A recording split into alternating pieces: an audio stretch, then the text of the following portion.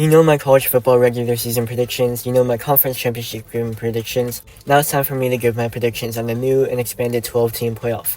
But before that, let's dive into all the other bowl matchups. Now keep in mind that all of the New Year's 6 games are a part of the college football playoff, so all of these games are pretty much exhibition contests, but having the extra 30 practices will help players gain more experience, and a bowl game win will definitely help build momentum for teams heading into next season.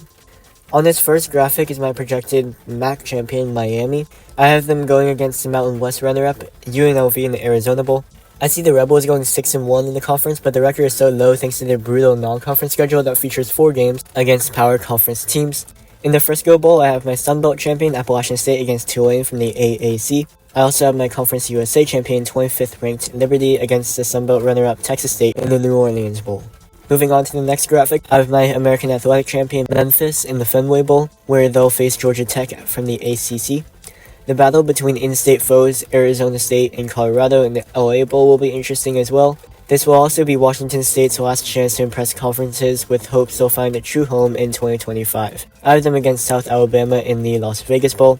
The same is true for Oregon State as we head into the third graphic.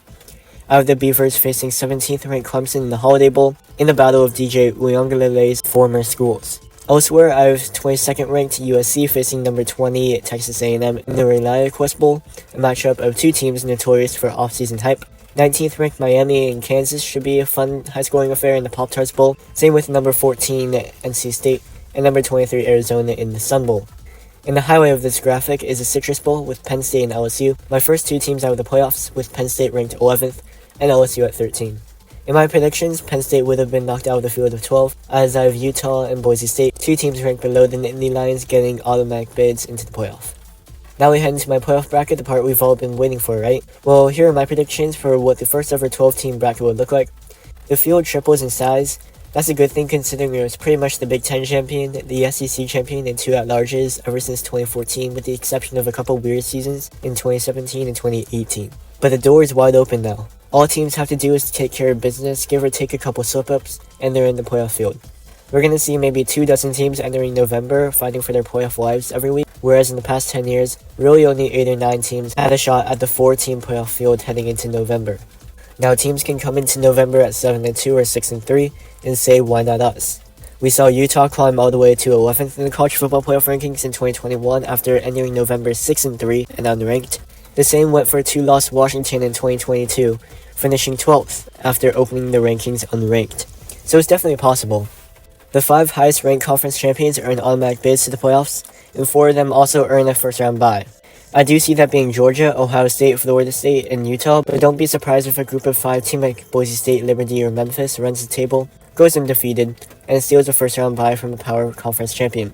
And the 5th conference champion, in my case a group of 5 team, can be seeded anywhere from 5th to 12th, so I have Boise State seeded 12th. The rest of these teams in the graphic earned at-large bids, which are awarded to the 7 highest-ranked non-conference champions. The first round is played at the campuses of teams seeded 5th to 8th. That's going to be influential as I see the entire first round going chalk. The home field advantage is going to be so strong, the stadiums are going to be electric. The New Year's 6 Bowls will host the quarterfinals and semifinals on the rotation, like they've been doing the past 10 years. This year, the Orange and Cotton Bowls will host the semifinals, with the rest hosting the quarterfinals. Again, there's a clear top 4 in the nation right now, and I see those 4 teams winning on neutral sites.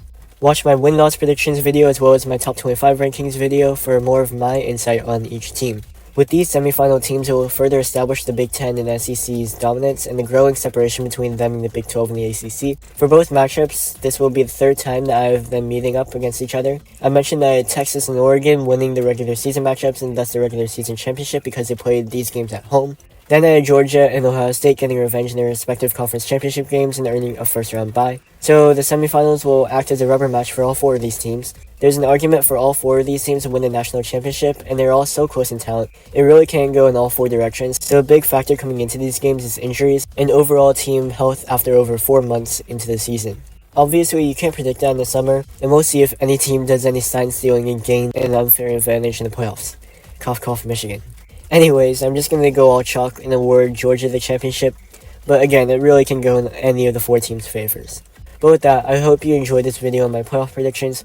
Be on the lookout for my video tomorrow where I break down the rankings for all 134 teams across 5 different sources, including Athlon Sports, ESPN, Lindy Sports, and USA Today. But with that, Thanks for watching. Subscribe so you don't miss out on any new content, and have a good one.